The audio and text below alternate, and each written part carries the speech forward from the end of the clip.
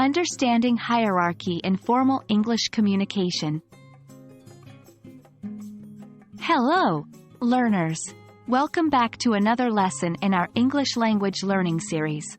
Today we are diving into a very interesting topic. Understanding the role of hierarchy in communication, specifically in written English. Hierarchy plays a significant role in many cultures, and it's reflected in the way we communicate, both verbally and in writing. Understanding this concept will help you navigate professional English communications with respect and appropriateness. Let's get started. Hierarchy refers to the levels of authority or status within an organization or society. In communication, particularly in formal written communication, recognizing and respecting this hierarchy is crucial.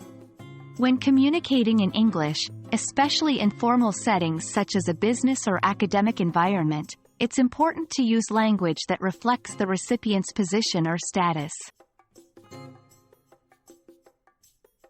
There are several ways hierarchy can be conveyed in English communication.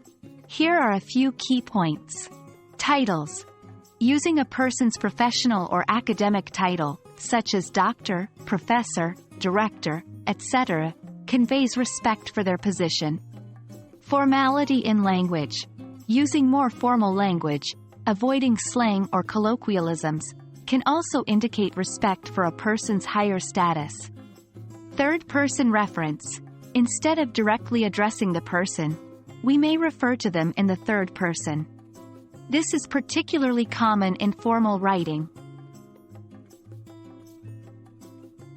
Understanding how to address different levels in a hierarchy is crucial.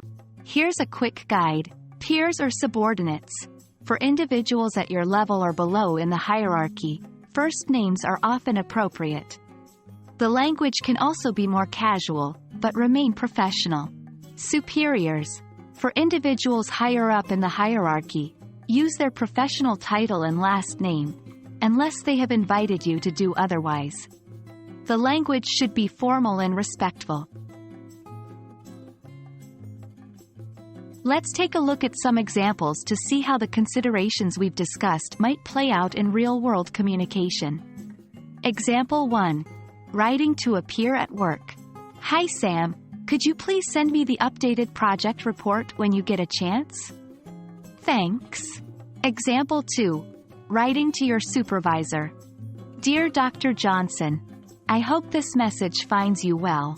Could you please advise on the timeline for submitting the updated project report? I appreciate your guidance.